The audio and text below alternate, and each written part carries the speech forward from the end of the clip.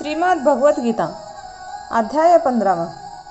त्यानंतर श्रीकृष्ण भगवान पुन्हा म्हणाले, हे अर्जुना, आदिपुरुष परमेश्वर रूपी मूल असलेल्या आणि ब्रह्मरूप मुख्य शाखा असलेल्या ज्या संसाररूपी पिंपळाच्या वृक्षाला विनाशी म्हणतात, तसेच त्यांचे वेद पाने म्हटले आहेत. त्या संसाररूपी वृक्षाला जो पुरुष मुळासहित तत्वाने जाणतो तोच वेदांचे तात्पर्य जाणणारा आहे. हे अर्जुना, या संसार वृक्षाच्या 3 गुणांचा पाण्याने वाढलेला तसेच विषय भोगरूपी अंकुराचा देव, मनुष्य, तिर्यक इत्यादी योनिरूप शाखा खाली आणि वर सर्वत्र पसरलेल्या आहेत.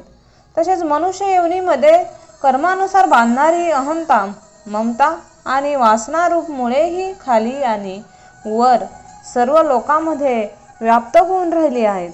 परंतु या संसाररूपी वृक्षांचे स्वरूप असे सांगितले आहे तसे ते येथे विचारकाळी उपलब्ध होत नाही, कारण त्यांचा आदिही नाही आणि अंतही नाही, तसेच त्यांची चांगल्या प्रकारे स्थितीही नाही.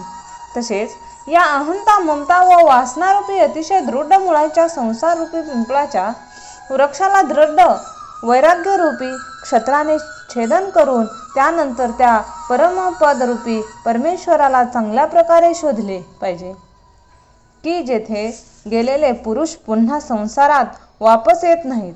आणि ज्या परमेश्वरापासून ह्या पुरातन संसार वृक्षांची प्रवृत्ती विस्तार पावली आहे, त्या आदिपुरुष नारायणाला मी शरण आहे, अशा प्रकारे दृढ निश्चय करून त्यांचे मन आणि मोह नष्ट झालेले आहेत, ज्यांचे आसक्तीरूपी दोष जिंकले आहेत आणि जो परमात्म्याच्या स्वरूपातच निरंतर स्थित आहे, तसेच त्यांची कामना चांगल्या प्रकारे नष्ट झाली आहे, असे हे सुख दुःखादी द्वैतापासून मुक्त झालेले ज्ञानी लोक या अविनाशी परमपदाला प्राप्त होतात.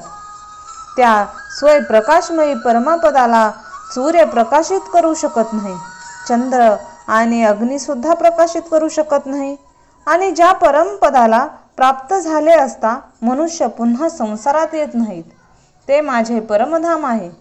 हे अर्जुना, ज्या देहामधील ज्या जीवात्मा माझाच सनातन अंश आहे आणि तोच या त्रिगुणात्मक मायेमध्ये स्थित असलेल्या मनासहित 5ही इंद्रियांना आकर्षित करतो, ते असे की वायू ज्याप्रमाणे गंधाच्या ठिकाणापासून गंधाचे जसे ग्रहण करून घेऊन जातो, त्याचप्रमाणे देहिकांचा स्वामी असलेला हा जीवात्मा सुद्धा ज्या पहिल्या शरीराला सोडून देतो, त्या शरीरातून मनासहित इंद्रियांना घेऊन पुन्हा त्या शरीराला प्राप्त होतो, त्या शरीरात जातो.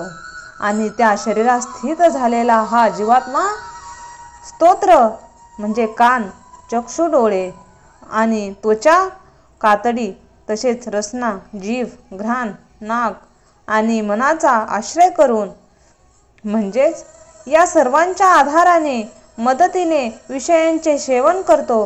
परंतु शरीर सोडून जात असणाऱ्या अथवा शरीरामध्ये स्थित असणाऱ्यांना आणि विषयांना भोगत असणाऱ्यांना अथवा 3ही गुणांनी युक्त असणाऱ्यांनाही अज्ञानी लोक जाणत नाहीत.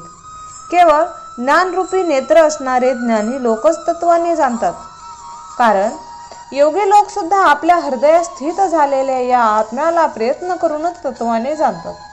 आणि ज्यांची आपले अंतःकरण शुद्ध केलेले नाही असे अज्ञानी लोक तर प्रयत्न करूनही त्या आत्म्याला जाणत नाहीत.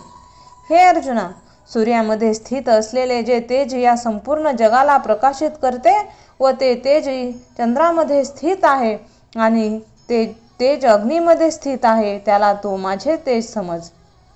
आणि मीच या पृथ्वीमध्ये प्रवेश करून आपल्या शक्तीने सर्व भूतांचे धारण करतो आणि रस स्वरूप म्हणजेच अमृतमय चंद्र होऊन सर्व औषधींना म्हणजेच वनस्पतींना पुष्ट करतो.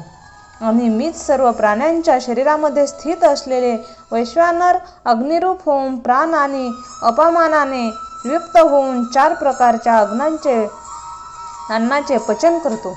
आणि मीच सर्व प्राण्यांच्या हृदयामध्ये अंतर्यामी रूपाने स्थित आहे. तसेच माझ्यामुळे स्मृती, ज्ञान आणि उपोहन उत्पन्न होते आणि सर्व वेदाद्वारे मीच जाणण्यास योग्य आहे. तसेच वेदांचा कर्ता आणि वेदांचाही जाणणाराही मीच आहे.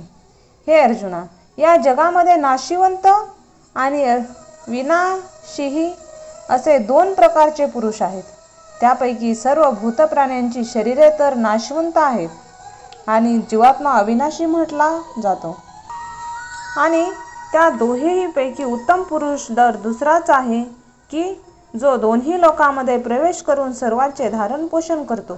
तसेच अविनाशी परमेश्वर आणि परमात्मा असे म्हटले गेले आहे, कारण मी नाशिवंत जड वर्ग क्षत्रापेक्षा तर सर्व ध्येय व अतीत आहे आणि मायेमध्ये स्थित असलेल्या अविनाशी जीवात्म्यापेक्षाही उत्तम आहे.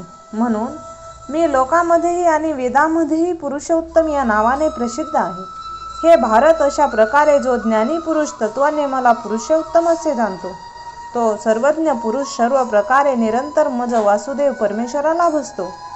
हे निष्पाप अर्जुना, असे हे अतिशय रहस्यमय आणि गुह्य शास्त्र की तुला सांगितले आहे. याला तत्वाने जाणण्यामुळे मनुष्य ज्ञानी आणि कृत्य होऊन जातो. म्हणजेच त्याला आणखी काहीही करणे शिल्लक राहत नाही. अध्याय समाप्त. रामकृष्ण हरी.